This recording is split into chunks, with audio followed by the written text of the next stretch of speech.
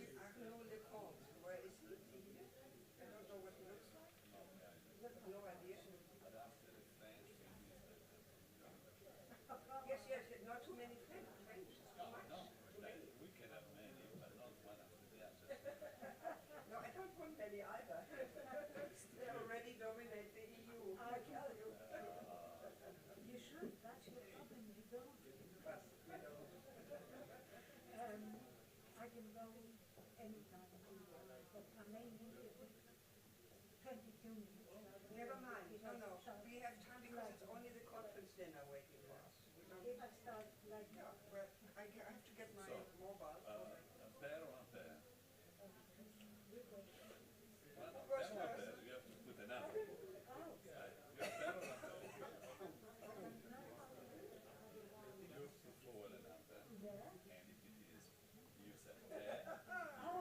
what a lovely fellow.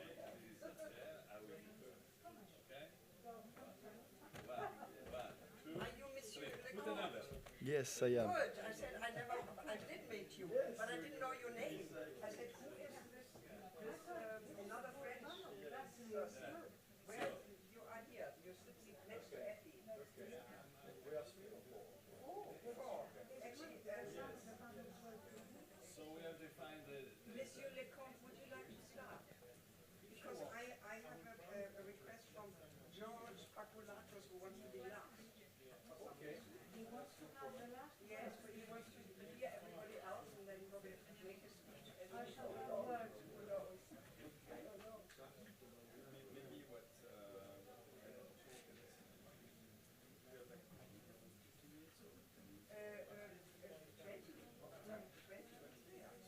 But not longer. We have to stop at 19:30. Half past the session. What is it? I cannot remember. It's 1 hour and 50 minutes. Yes. So you will be last upon request. I already nasty said you're probably writing your speech while they're talking. I know you. Flying time. I can have better things. What time is it? Let me see. Do I start? What time? 8? Oh, something like 8. Yes. But it's still 5 and 8. This is your water. Mine, let me put it away. Let me start. Where's your mic? You don't have a mic. Oh, you have to wait and get it from him. Huh? A long future ahead of me before I need a mic. Good evening again, ladies and gentlemen, and welcome to our fourth and last panel. And we have a number of experts, renowned experts in the field.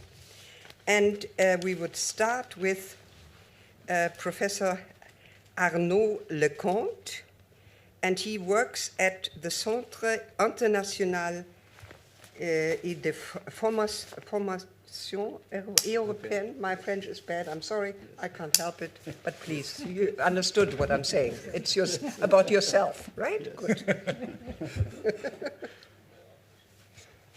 Okay, so you have 20 minutes to speak.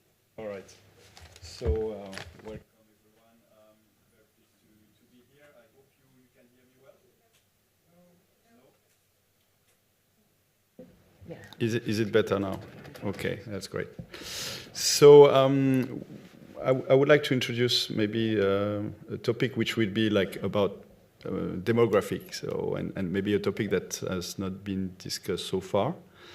I would say that this is a transversal topic in the sense that you can take it from different angles. My background is in economics, so I will discuss on the economic side of demographics and in particular about migration. And what I will try to do without being provocative, as people usually say it, but I would try to take some of the statement that is usually mentioned about economic migration and try to show how basically the discourse about and the reality differ and what are the consequences for European values and and the discussion we are having today about like the future of Europe. So first, I would like to present the demographic scenarios, because I think it's important to know what we are talking about. Then, as there are only scenarios, I would like to insist maybe on some of the variables which are key in these scenarios that may differ and have like different implications. And then I will like to go a bit more in details, as I say, not just about immigration in the public debate, but about economic immigration. And a lot of people are talking at the impact of this economic immigration on the jobs and wages. And this is a very strong argument from populist movement. You know, that basically migrants are competing with workers, lowering down the wages, reducing the social conditions, and basically this is like quite intuitive for a lot of people. That's a main issue, that they believe in economic terms that you have like supply and demand and an equilibrium between supply and demand, and as you have like an extra supply of workers, then automatically you reduce the price, which is like very basic in economic, and it has a negative impact on the wages and the social conditions of, let's say, national workers. So it's that kind of simplified view is what is maybe intuitive for a lot of people, but also very much, and as I will try to demonstrate, wrong. But the problem is that this evidence, even if it's known, doesn't change the discourse, in the sense that people where we will have like demonstration that the economic impact of migrants is very positive for the countries, that they are not taking the jobs of workers, that over the long run they benefit a lot to the economy of a country. Despite all these arguments, we will see that, and despite the statistics also, I mean, it's not just an argument, it's a statistic, the discourse, especially from the right wings and the extreme right wings, still use these arguments to explain like how restrictive the policy should be towards migrants, that we should basically close our borders, and we should reform also our asylum rights. But I will come back on that. Then I would like to discuss who is in competition with whom. You know, what we are talking about in terms of competition between workers. Quickly mention also the fact that now immigration can become a first-rate diplomatic lever for the partners, and sometimes also, I would say, the enemies of Europe. We can see that, for example, Belarus try to use, migrants as a hybrid instruments against Europe. There has been also some threats from Turkey to use also the agreement with Europe about migration as a leverage, a diplomatic lever. The same for Libya, where we try to more or less have an extraterritorial treatment of migration in Libya or in Turkey. So we see that this has strong also diplomatic consequences. So we need also quickly to discuss about that. And I would like to conclude, and I hope we will have time to discuss about that, about like the fact that migration, in fact, is sensitive to big crises. If you look at like the statistics, I will not have time to go into all the details, but if you look at statistics, people are not moving in wealthy country because the borders are open. and I will take like the example of the Greek crisis. Even if the borders in Europe are open, and even when you had like 27% unemployment in Greece, you didn't have like a massive migration of Greek around Europe, even during like the duration of the crisis. So people are not moving to another country just because the borders are open and they can easily move. They are not also moving to countries because they are poor, which can be counterintuitive. But the migrants are not coming from the poorest countries. They have different profiles. So if you look at like the main migrants in Europe, they are not coming from like Somalia or Ethiopia and so on, but they are coming from Tunisia and so on, which has higher income. So the wealth difference is not the main motivation for migrants. And last thing, I hope, but I would like to have it more as a debate, what does it mean for the future of Europe? Because I think that it would be interesting to have your view. So maybe very quickly to start with one remark is clearly demography is also taken seriously at European level, even if today it's not like the main focus. Clearly the war and before the pandemic took the lead. But if you look at the European Commission, for example, you have like a commissioner on democracy and demography. So that's interesting that from the European perspective, the two are connected, demography and democracy. So there is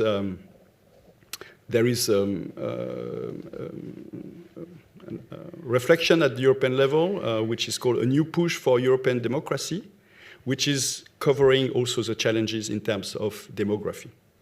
And the challenges for the European demography are well known. First is longer life expectancy, fewer births than other countries, aging population, smaller household, and a changing population size. When we talk about population size, I would like to just to give you a few figures, but not like cover you with a lot. I mean, I don't want to give you like too many figures, but just I think a few examples of what we are talking about. So the first thing is the fact that Europe in 1950s, if we take the 27 countries, because clearly if we are not talking about the EU in 1950s, but with the 27 countries in 1950s, made up 12.9% of the world population. Today it accounts roughly 5.7%. And based on the projection, and as I say, the scenarios are multiple, but at least the central scenario by 2070, the EU should weight only 3.7% of humanity. 3.7%, I just repeat, because I think that's a very important figure to remember. And the population at that time should be like 10.5 billion. As I said, it's a central scenario. Today we are 7.8 billion. So that's the first thing I think we should remember. The second thing we should remember is that the US which has a population which is a bit more dynamic than ours, is clearly smaller at the moment. But by 2070, the US would be only 3.9% of the world population. So it's not that we are like shrinking, but the US is also shrinking. As I said, it's according to the middle scenario. I will come back on this point. Last point, because we are talking a lot about China, I think, in our debate. But if you look at China, China accounts today for 18.5% of the world population. I will not have a test at the end of my speech so that you have to tell me what are the figures I gave, but just that you remember at least the rough point. But by that time, in 2070, so China will be 12% of the world population. So more or less like Europe today. So basically in 1950. So in 1950, basically we'll have like a Chinese population. But one country which I think will be like one of the main growing population is clearly India. So by 2070, India will represent 15.6% of the world population. So it means 1/3 more than China. So in terms of population, that will have like a major impact. But the last point that I want to give about like the scenario is the rise of Africa. And I think that that's really like the critical point. Because if we look at African population, in 1950, it was only like 7.1% of the world population. Okay, so more or less like Europe today. So Africa is more or less in the situation of Europe today. And at that time, it was half as Europe. So half as Europe. Now, 14%. Africa represents 14% today, so twice as much as Europe. So we inverse basically the two curves. But the last thing, which is very important, is 2070. The population should weight 27.4% of the world population. So it means a quarter, if I want to summarize, a quarter of the world population, but 7 times the European ones. So maybe you can just remember the last thing I said, like 7 times the European one. So which means that the future of Africa, and especially sub-Saharan Africa, is political stability, its economic success, is critical for Europe. Not only because of our borders, because of our, let's say, historical link with Africa, but also that we have like we will have more and more dependency towards Africa. So I would say that for Europe to be more than just a strong partner of African development is a critical issue for the 21st century, and we need more or less to contribute to its success. And also the other message from this scenario is that not a single European country acting alone will count. Even if you take like Germany alone, France alone, whatever country you take from the EU alone, it doesn't count in the future. So it means that if you want to play a role in the world, we will need to have, and if we want to have a say in world affairs, it is essential to deepen our union. Whether or not we are able to do it in the short run or in the medium run, I think that if we want to have a say, we need that. I will not go into all the details about like the birth rate and which country are really lagging behind in terms of demographic change, but maybe just to highlight a few points is that the aging of the population in Europe has very strong consequences in economic terms. We will need structural revenue, which means like new revenue every year of 8% point of GDP per year by 2060 to stabilize our public debt. So which means that the aging of our population will have like a very high impact on our expenditure. So next 3 minutes. So what I would like to take is what are the situation of economic immigration in this scenario. So first thing is that I would like to maybe highlight a few wrong ideas. First, wrong ideas is that if there were no barriers, everyone would come in our rich countries. If you look at statistics, it's not the case. As I said a bit earlier, and I would just take the example of Greece, fewer than 350,000 Greeks are estimated to have migrated between 2010 and 2015. So at least at official statistics, and we can debate whether official statistics are correct. So at that time, it was like really the height of the economic crisis in Greece.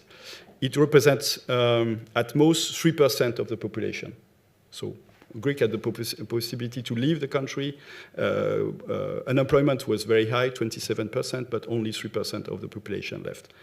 So believing that open borders is a way for people, like poor people, to move to rich country is not that simple. So that's the first thing. The second wrong idea, I think, is which is connected to that, is that the main reason why people are leaving their home is just for economic reason. And this is also not the case.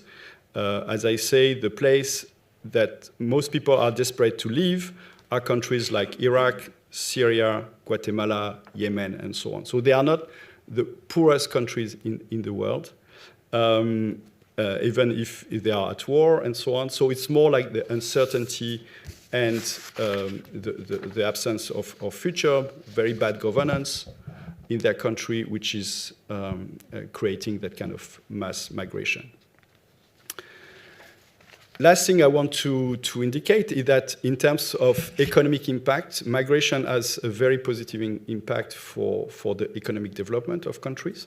So in that sense, for Europe, which is shrinking, which has like a very big and negative impact in terms of public expenditure, migration will be or should be part of the solution. Now, what is the reaction of countries, and I will finish with that. If you tell, and if you look at like the public debate in Europe about this topic, and I think that's maybe I will conclude with that, and we'll just take you an analysis and a research that has been done about 6 countries where immigration had a significant political issue, so France, Germany, Italy, Sweden, UK, the US. There is a massive misperceptions about the number of composition of immigrants. For example, in Italy, the share of immigrants in the population is roughly 10%. But if you ask Italians, they consider that 26%, like a quarter of the population, is composed of foreigners, which is not true in terms of statistics. Then if you ask people also, especially about like the share of Muslim immigrants, they also, you get also completely wrong figures in how they estimate like how many Muslims are living, for example, in France, in Italy, in Germany, and so on. But even if you show, right extremists that they are wrong, like I would just take the example of Marine Le Pen. So, for example, Marine Le Pen claimed that 99% of migrants are male. That we have like mainly young male coming to France. This is not true. We have like 58%, so much less. And she also claimed, for example, that 95% of migrants who settled in France were taken care by the nation. So because they are not working, they are just like taking advantage of the social benefits, while in fact 55% of the migrants are working. So all these claims are wrong. I mean, if you look at the statistics, the economic statistics, these economic statistics are public ones. I mean, they are not like coming from let's say, a particular think tank and so on. So, but the last point I want to make is that if you look at the people reaction, so if you tell them that the claim from Marine Le Pen are false, so you show them the statistics and so on, sadly, they persist about their statements. So it means that even if you show the fact in front of them, they will not sway their opinions. They will not change their vote. Because they have that kind of basic thinking that, you know, you have like more people coming, taking my job because you have like, you know, availability of workers, and that will reduce the price, the wages, the social conditions, and so on. So this is something that is anchored in our society, and even if you show the facts, people are not changing their mind. But so what it means for the future of Europe, maybe I leave it for the debate. I have my personal opinion, but I'm really open to discuss with you. But okay, thank you very much, Monsieur Leconte. We will now listen to Professor Effie Pedaliu, who was with us before at one of the conferences, if you remember. She is of the London School of Economics, Ideas, a foreign policy think tank. Effie, please. Thank you very much. Thank you very much. Before I start, I would like to thank the organizers for inviting me again, not learning from the mistakes the first time. Especially, I would like to thank Professor Koskos, Professor House, Dr. Kanglidou, and Evropi. Sorry, Evropi, I forgot your surname. Since I was here the first time in 2018 in this very room, time has not stood still. I am an international historian, so I'm afraid what you're going to hear, maybe you've heard before earlier on earlier panels, or it is going to be a bit disheartening for this time of the evening. The EU during this period has had to absorb the stresses of the pandemic, ongoing challenges to its foundational principles, and more recently, a violent geopolitical realignment on its borders. Russia's decision to attack Ukraine has created new realities. War has returned on European soil. The specter of nuclear annihilation is hovering over it, and war crimes are perpetrated in a continent that has too often said, never again. By taking advantage of perceived Western disunity after Trump and over China, Afghanistan, and AUKUS, Putin sought to stymie the EU, intimidate Paris, Berlin, and Brussels, tear up the whole post-1991 European settlement, and weaken NATO and the West. He calculated that this way Russia could emerge as the cardinal arbiter of European security, as well as an indispensable player in the international order where multilateralism would be replaced by a triumvirate of the mighty, namely the United States, China, and Russia. In Putin's world, what matters is military power and the willingness to deploy it. The EU is lacking in both, and it was targeted directly. Putin's recklessness has reinvigorated the EU, but this ought not to disguise the fact that as a result of its uneven development, the EU remains unprepared for a world where the architecture of global security is shifting away from multilateralism. The pandemic and Russia's illegal immigration of Ukraine have shown that the EU cannot continue its slovenly pace in decision-making, nor can it, to echo German Chancellor Olaf Scholz, any longer to allow individual member states to hold a veto power over its decisions and actions.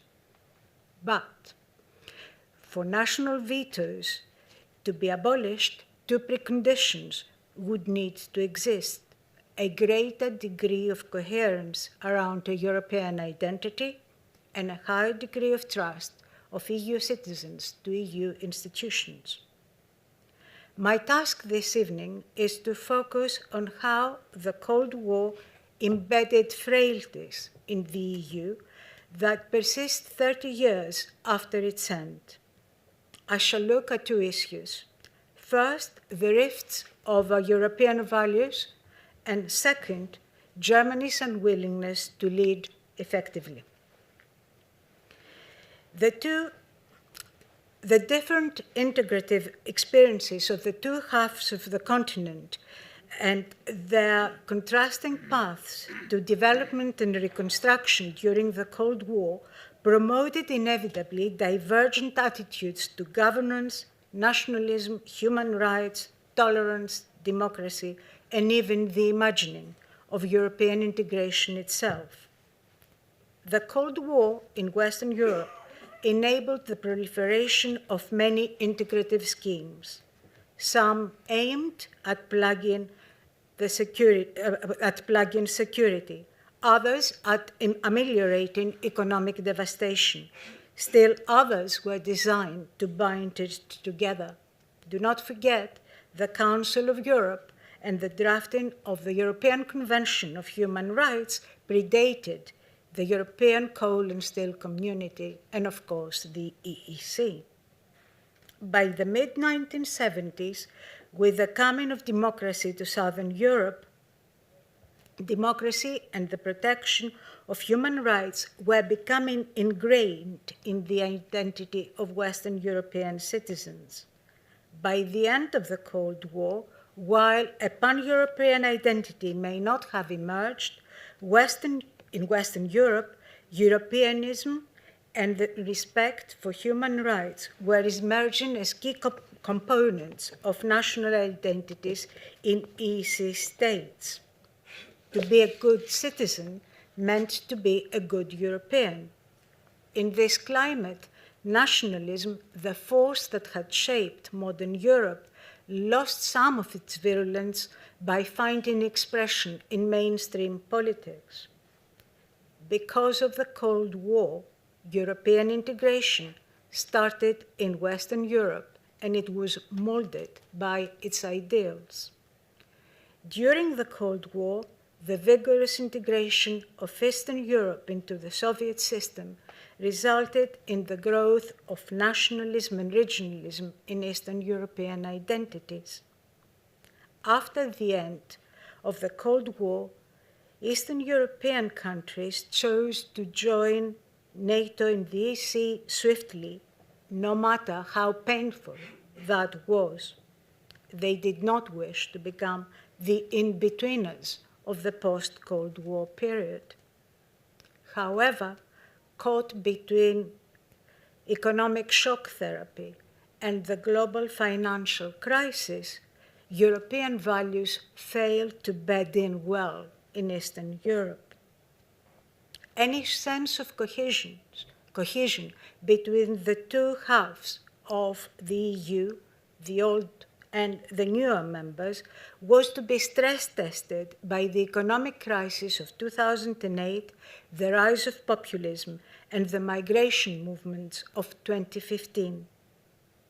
In this climate, it became apparent that the coming together of the two halves of Europe had not resulted in strengthening the European identity by osmosis, but what was happening is that Euroscepticism was being strengthened. The rise of viable illiberal regimes in some Eastern European countries offered succor to populists and extreme right-wing groups in Western Europe. National identities were to be presented as being under siege by a European identity. The EU's slowness in dealing with elected autocracies led to criticism and soul-searching. Centrists and left-wingers who had identified as Europeanists came to question the EU's ability to protect democracy. When they saw that autocracies could rise in the EU and even go unpunished. European values appeared to be in retreat in the face of managerialism and this weakened both trust and expectations. The Cold War also casts a shadow over the leadership deficit of the EU on geopolitical matters and on Germany's reluctance to assume the level of political leadership within the EU commensurate to its economic size. My focus on German responsibility for the stunted international role of the EU does not mean that I do not think that France shares an equal burden of blame. It simply denotes the reality that Germany's behavior has been shaped by the Cold War, whereas France's post-Cold War foreign policy has been based on traditional French geostrategic thinking. During the Cold War, West Germany sought rehabilitation, legitimization, and normalization. Adenauer, Brandt, and Schmidt followed foreign policies that deferred to an unbreakable link to historical memory. European integration and Ostpolitik were about atonement and reunification. Under the tutelage of the United States, West Germany learned certain ways in how to use the levers of its power. Its foreign policy was limited to economic foreign policy. Even Germany's most prominent Cold War foreign policy initiative, Ostpolitik, was not devoid of American input. It was based on the precepts of détente and differentiation. Such high levels of American stewardship embedded Germany with diffidence, especially over geopolitics. Domestic politics were also shaped by a sense of collective guilt that lent understandably to widespread support for pacifism. What Germans yearned the most during the Cold War was security. The collapse of the Soviet Union and the successive post-Cold War NATO enlargements pushed away the dread of invasion. A sense of security persuaded the German foreign policy establishment to retain the practices and thinking it had learned during the Cold War. One could say that the German aspect of the American foreign policy of double containment worked over and above the desired effect. In time, the dogma emerged that dialogue in geoeconomics offered more security than deterrence and geopolitical thinking. The outcome was that Germany would pursue its narrow economic interests and try to civilize Russia. Civilize Russia. It's not my word, it's Angela Merkel's word. The downside to this was that it evolved into appeasement not only of Russia, but also other dictators too. Russia was classified as a strategic partner. To achieve their objectives, successive German governments of all hues disregarded the legitimate concerns of other members of the Union that lived in less secure neighborhoods, such as Northern Europe. The Nord Stream 1 and the Nord Stream 2 pipelines are cases in point here. Or as Wolfgang Schäuble said only on Tuesday, we knew everything, but we refused to see it.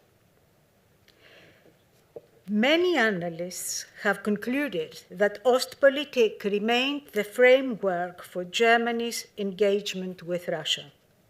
However, this was a materially different Ostpolitik than the original policy. It was an Ostpolitik imbued on the one hand by the spirit of Rapallo and on the other by Nixon's and Kissinger's superpower détente. What I mean, it became about direct engagement with Russia over the heads of Eastern Europe. That was not Brandt's Ostpolitik. For him, Eastern Europe came first. The tragedy in Ukraine has exposed both the deficit within German geopolitical thinking, but also the negative impact it had on the EU. Through its economic might, Germany steered the EU towards adopting a strategic partnership with Russia and in the direction of geopolitical blindness. European defense remained predicated on a strong NATO, bankrolled by the United States, since German contributions to NATO fell short of its obligations. During the years of the Eurozone crisis, Germany pressurized countries under MOUs to reduce drastically their defense budget and even cut their contributions to NATO when they went above the 2% limit. This made perfect financial sense. However, it conveyed the wrong message to those who didn't like the EU or NATO. Also, over time, it fostered division in the EU. The Eastern European and Baltic countries remained suspicious of Russia, whilst the most influential members of the EU opted for closer engagement. Of course, the war in Ukraine has changed all this, both at the EU level and in Germany, that appears to have undergone a profound transformation in thinking about European security and its own security. Its decision to commit funds to modernize its armed forces and also to meet at last its limits, its commitments to NATO is nothing less than revolutionary. Chancellor Scholz and his government should not become the object of accusations and attacks by other European countries and NATO allies. They should be supported and encouraged to take further steps. This may also empower the EU to stand up for its values. As Germany learns to engage with geopolitics, the EU is in danger of becoming unbalanced and seeing the split between the Eastern EU and the Western EU being consolidated, as nationalism and regionalism in Eastern Europe is likely to increase because of the war in Ukraine, quite understandably.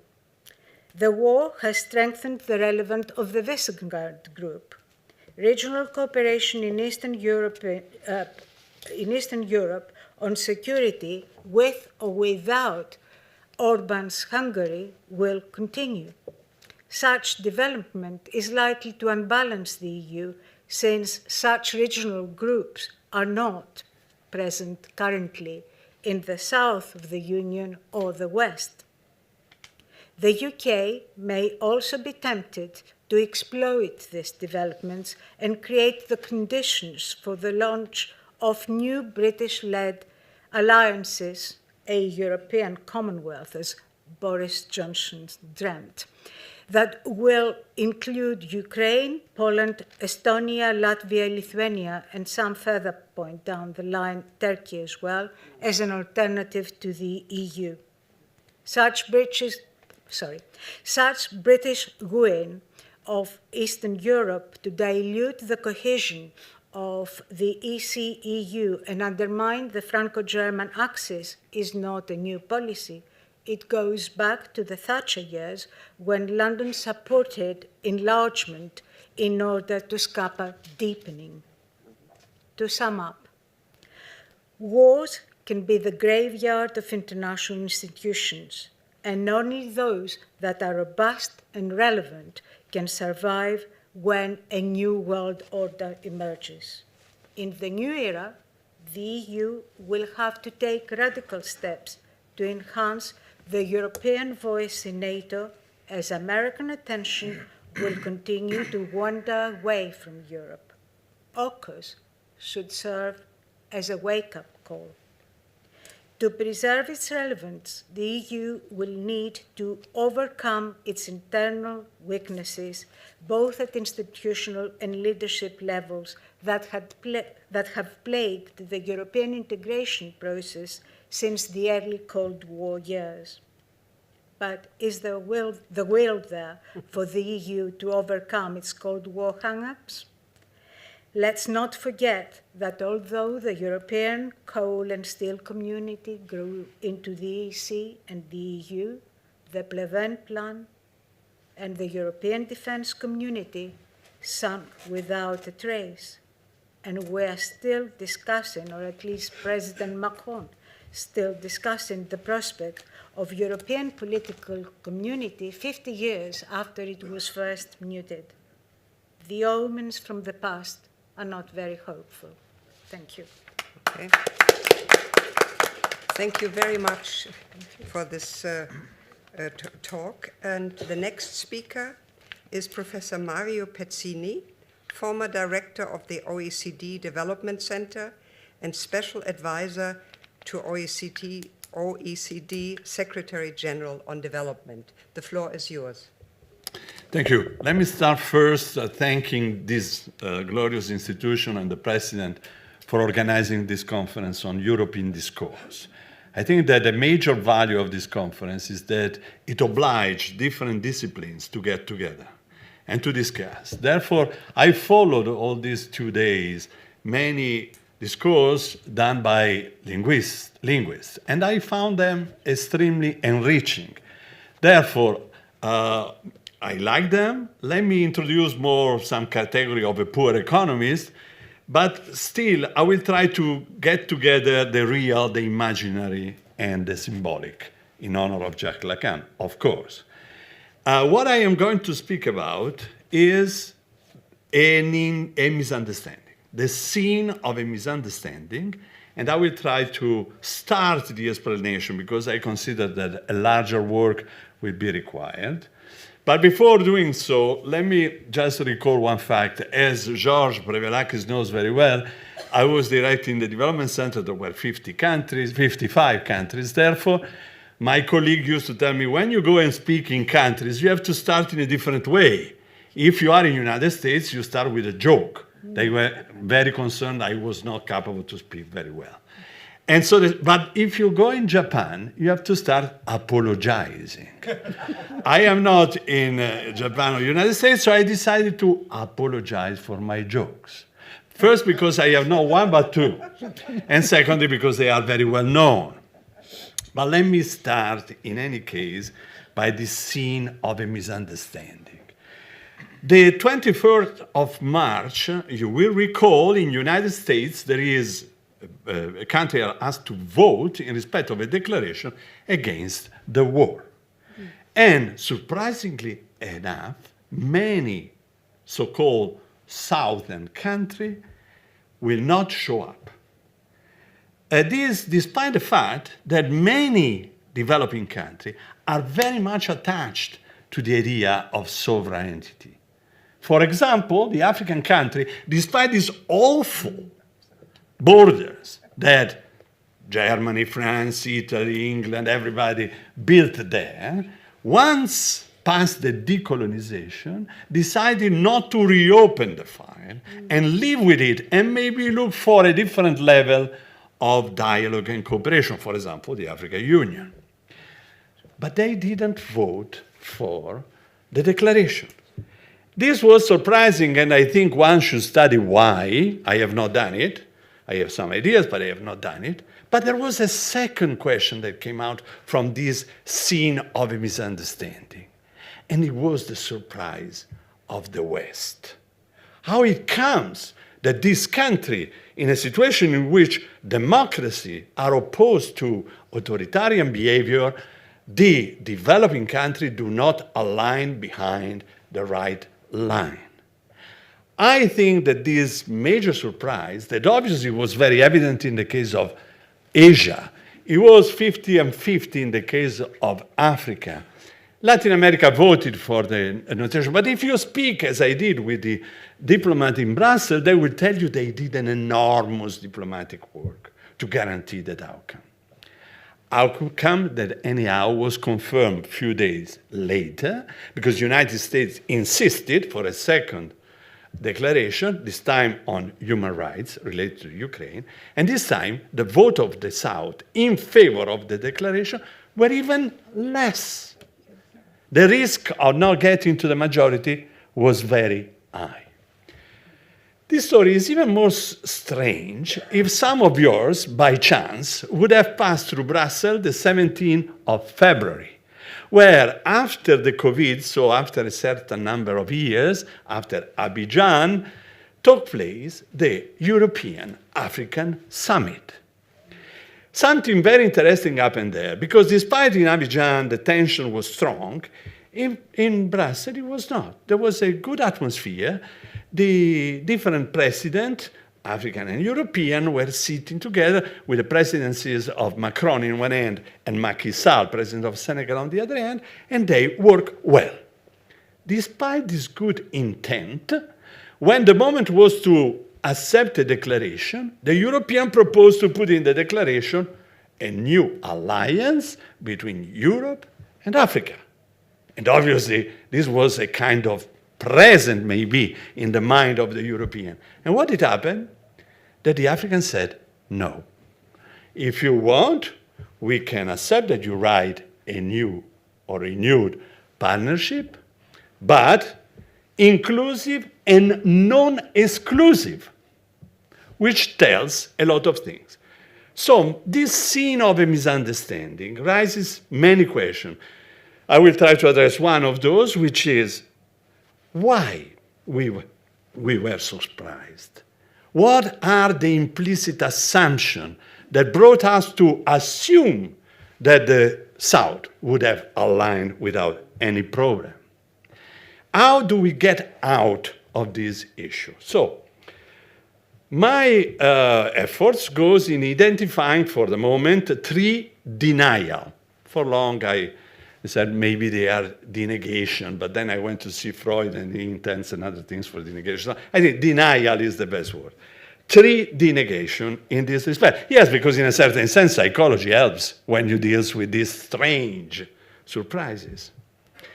The first has to deal with the assumption that we were back to bipolarization. A bipolarization with a free world in one end and an authoritarian world in the other end, without anything in between, either black or white. Okay. In a certain sense, this idea came out anticipated. The United States had promoted in the recent years a concert of democracy, a summit of democracy that took place without big success. And mainly, this policy of the United States was inspired by internal domestic policy issue. But does it work, this representation of the world? Can we really consider that bipolarity is behind the corner? Obviously, the situation changes every day, but I will try to show why I don't think that this is a good representation, and therefore we denied the fact that the world was organized already in a different way. The countries of the South have not merged in mass into one of the supposed two blocks, and you understand that, first, it is difficult to draw the edge of the blocks. Many countries of one bloc have intense relationship with countries of the other blocks. And I don't need to make example here.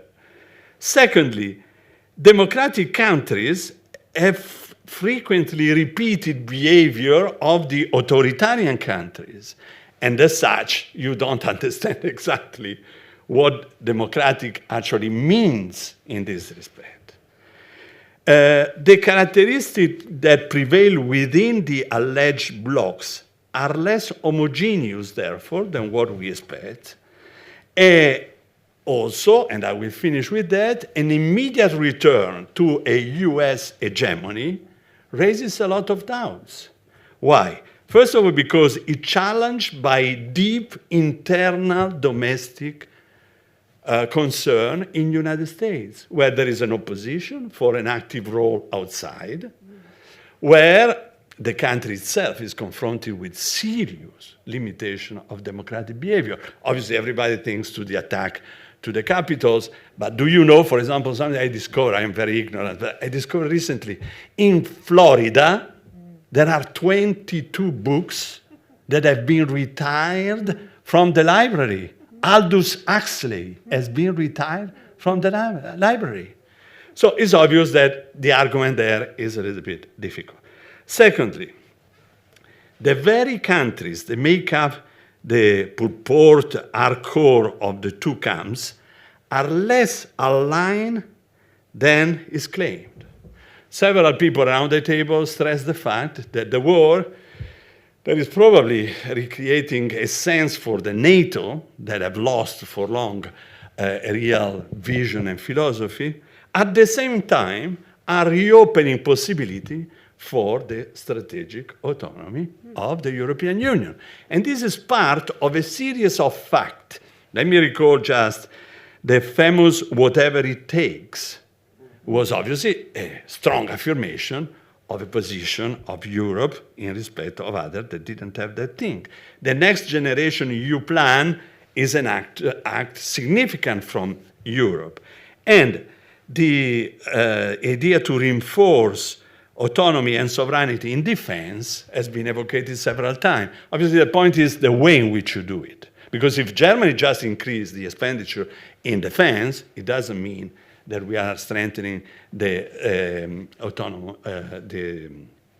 autonomy of Europe. But at least we can see that the exit is not immediately clear. Obviously, in order for this to happen, Europe will have to state strongly a view, and secondly, this is my point, will have also to develop a policy of alliance with other parts of the globe. An alliance not based on charity, as the British has shaped our cooperation policy in that logic, but based on solidarity. Finally, I would say China, in many cases, is not in one of the blocks. We pretend we have seen active movement to push China with Russia, but China is probably a variable yet.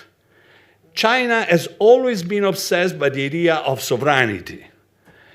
You will say, yes, but Taiwan. Wait a second. Ukraine is a sovereign country for United Nations. Taiwan, no.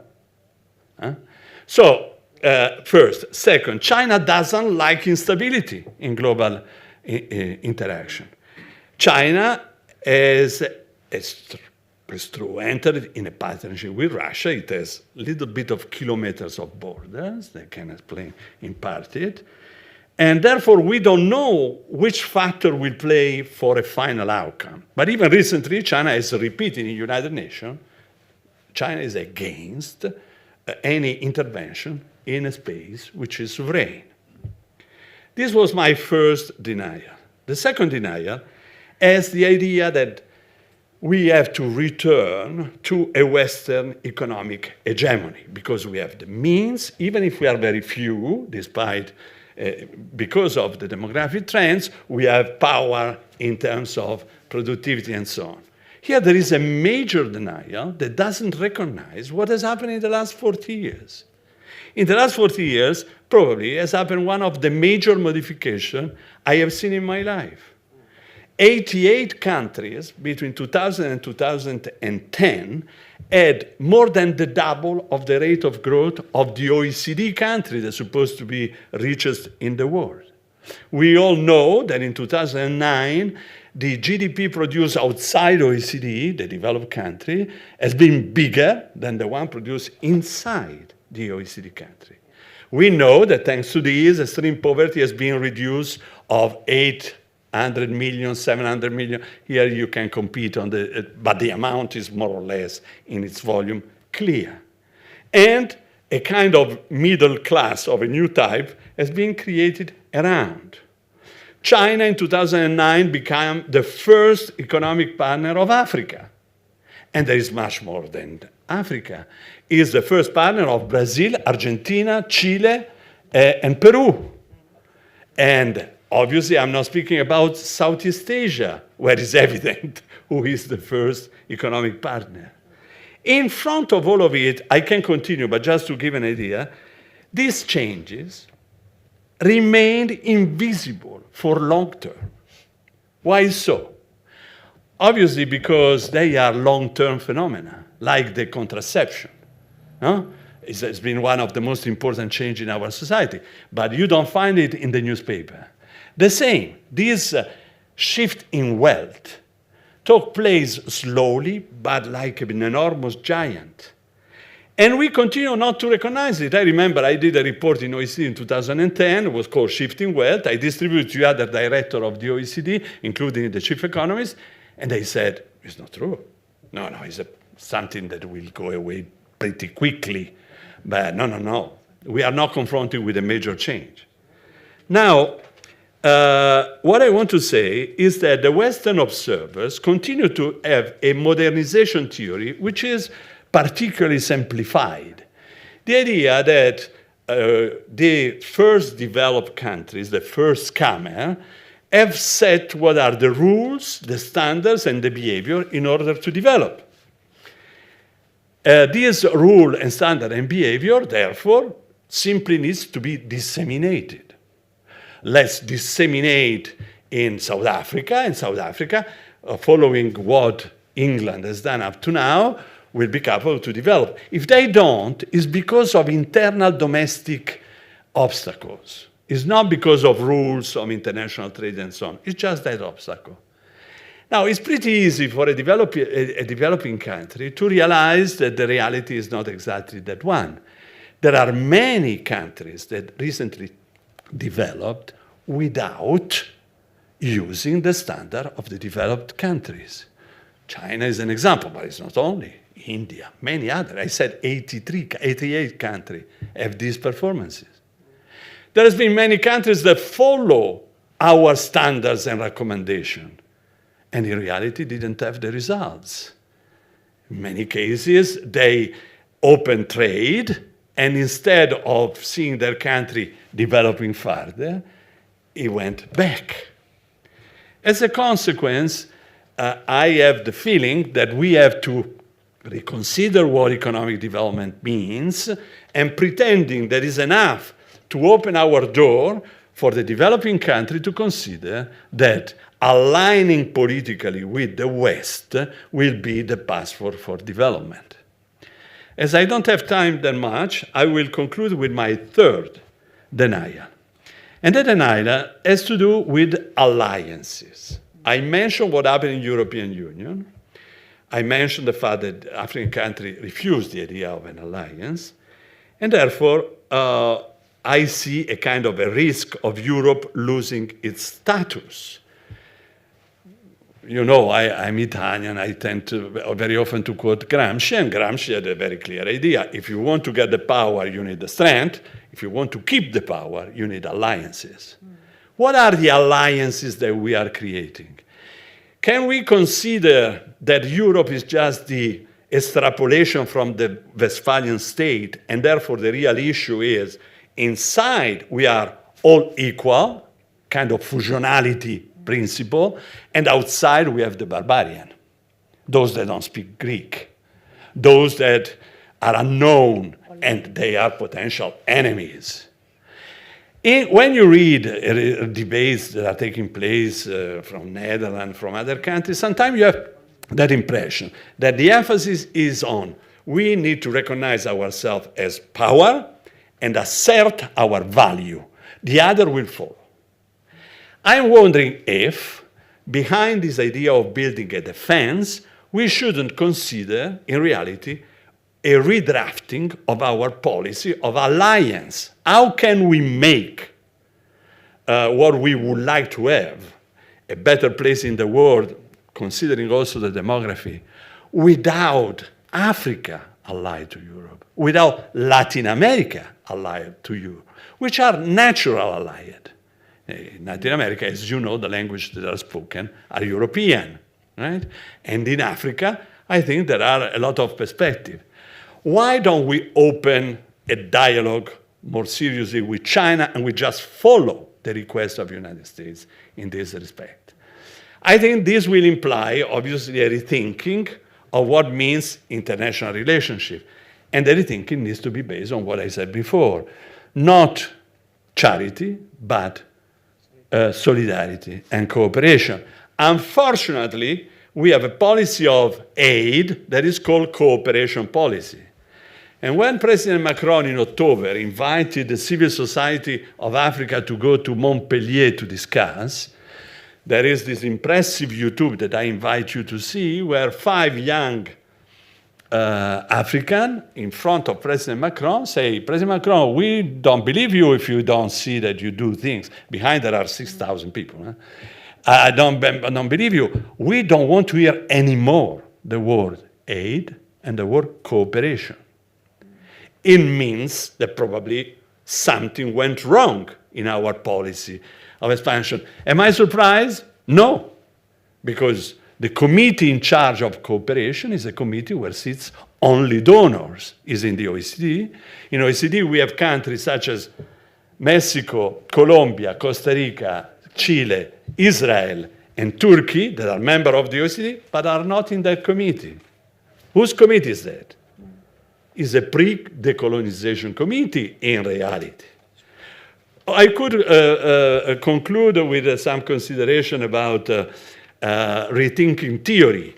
And from St. Augustine and Adam Smith, the proposed way to avoid war, I think there is space now to abandon the idea of a zero-sum relation between countries and think if there are other ways to build soft power by means of dialogue, but dialogue between equals. Thank you.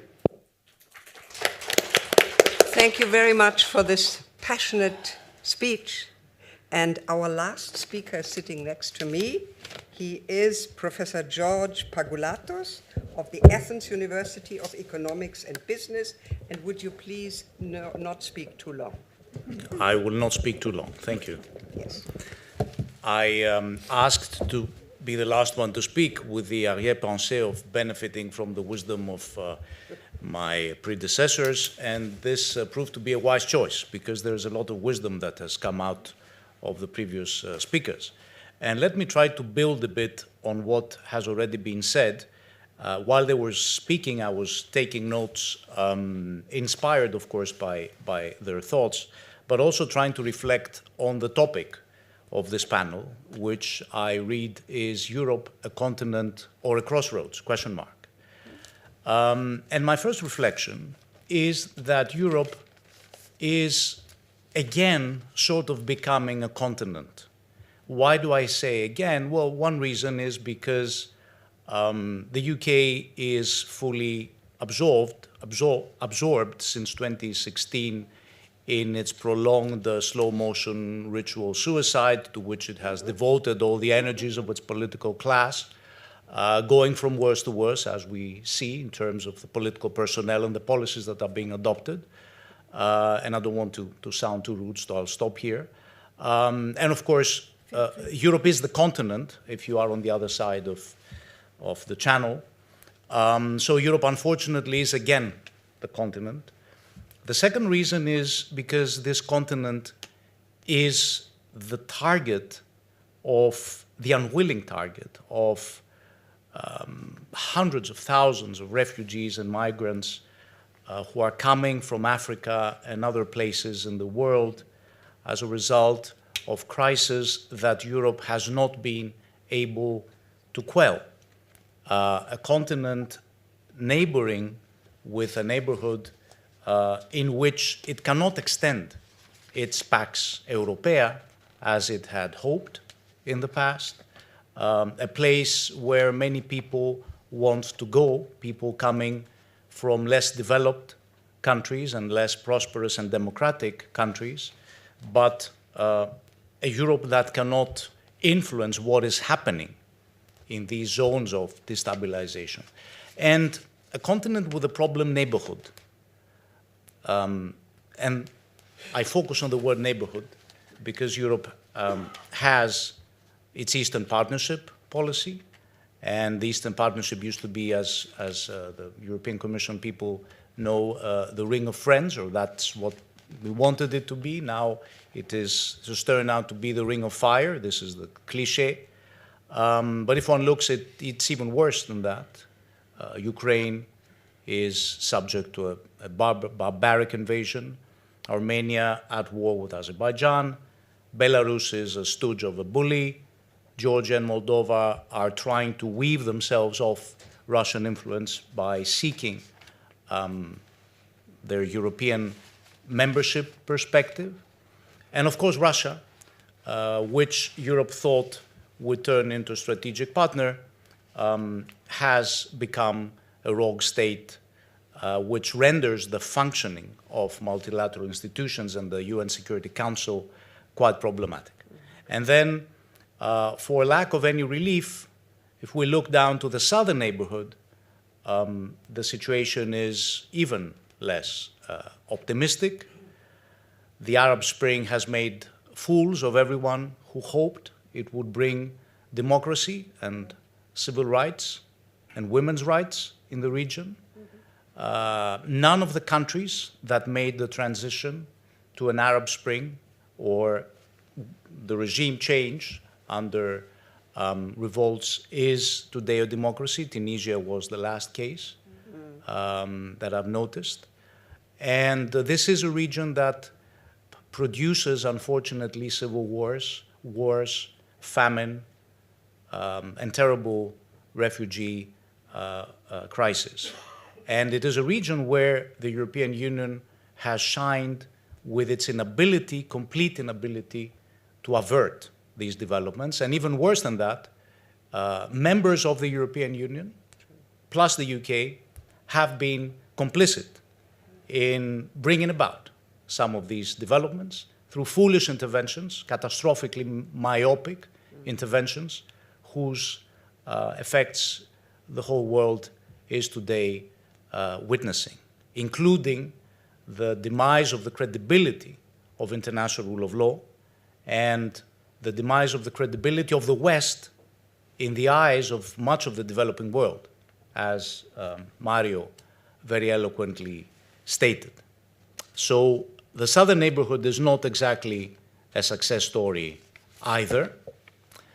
And let me move to the crossroads word of the title, because over the last decade or so, Europe has suffered a consecutive stream of crises, what some people called a few years ago a polycrisis.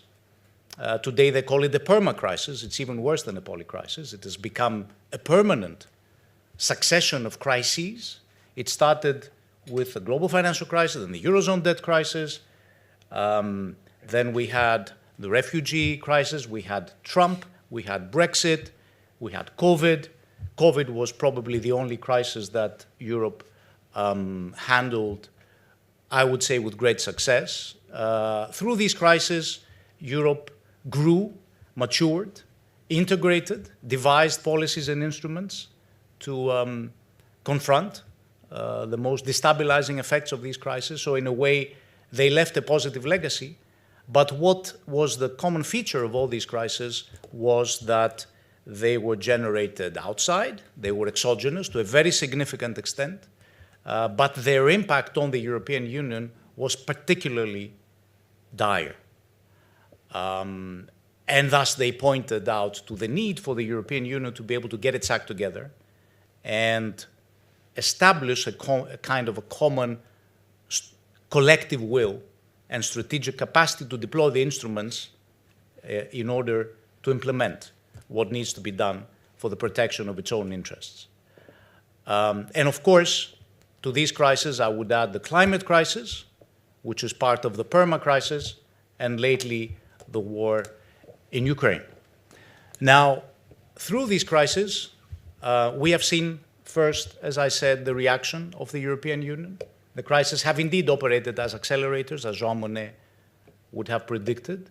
We have seen the political maturing of the European Union And that is one crossroad that the European Union has passed, successfully but insufficiently so. The Juncker Commission was the political commission because they realized that economic crises have very significant, very tangible socio-political effects. They affect people, they affect electorates, and one of the crises, by the way, was the rise of the far right and the xenophobic movements in Europe. And this commission has branded itself the Geopolitical Commission because it realized that Europe cannot rely on its transatlantic partner from the moment the inhabitant of the White House is someone like Trump, and from the moment our closest ally on the other side of the pond is a country, the second party of which is an increasingly illiberal, obscurantist, and fascist-leaning political formation, which is the Trumpist Republican Party in the US. So Europe is faced with a new world.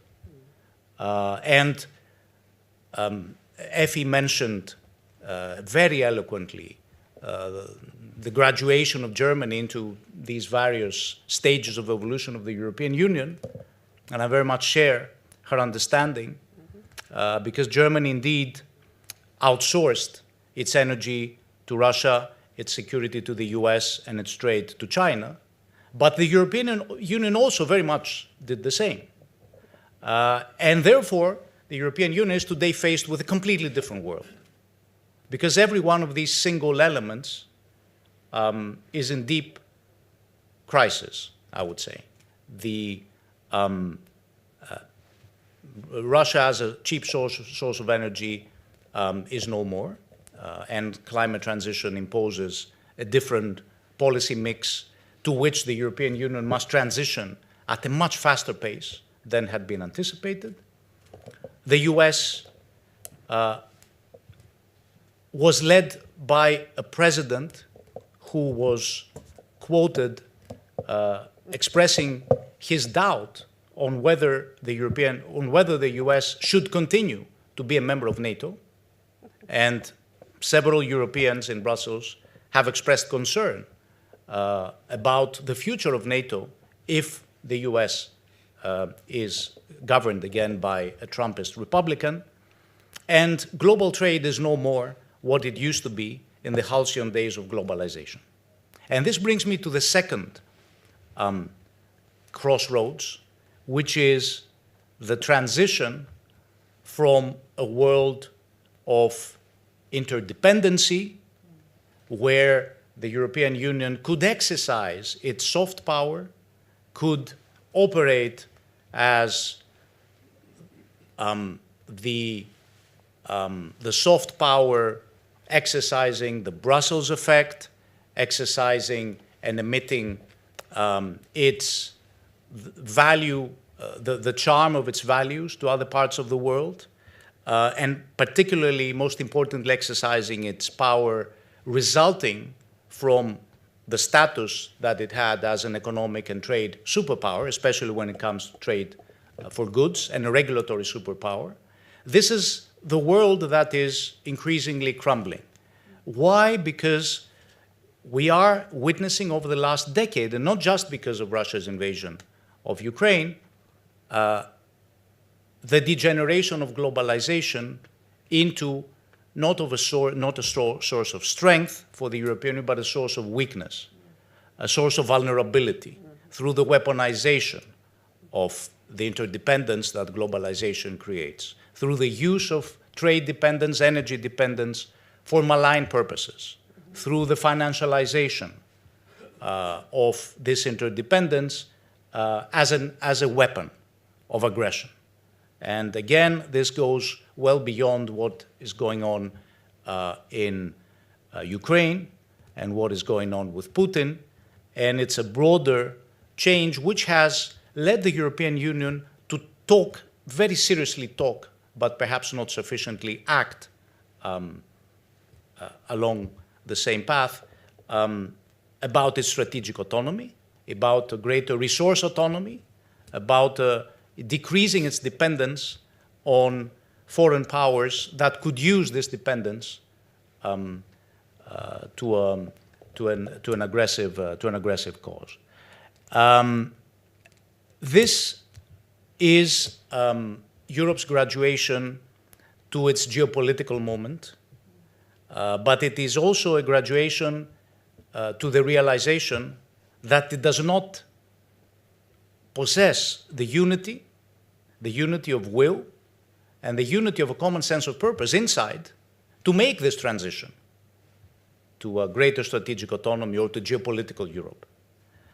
In other words, the crossroads in which Europe finds itself is that at a time when it is realized that the crises that are affecting Europe are exogenous, are crises of global interdependence. They require Europe to act and react as a single power. Europe is faced with internal disunity. And if we scratch the surface behind the common united response to Putin, we can see these cracks of disunity. And it is not just Hungary, which is blocking not just the energy sanctions, but even other measures, such as the 15% tax on tech companies, for example, a policy that is being pursued by the OECD, pursued by the US, decided by the European Union, blocked by a single country whose government chooses to blackmail the European Union on rule of law grounds, but in other areas as well. And it is a fact that has been mentioned by previous speakers, that the internal balances in Europe are shifting. They are shifting towards the East, towards Central Europe. The center of gravity is shifting towards Central Eastern Europe. But the Visegrad is not united. And it is not just disunited over Putin.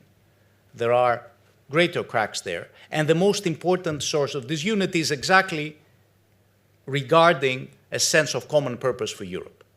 Because not everyone in the European Union wants European Union that becomes a political actor, that becomes a strategic actor, that becomes politically unified. And the unity of the West and the unity of Europe has been a Euro-Atlantic unity, a unity under NATO, and that is something very welcome, but it is not necessarily the same as saying that Europe will develop its strategic autonomy and its strategic capacity as the European pillar, as a united European pillar under this Euro-Atlantic alliance. So these are the challenges, and I'm wrapping up.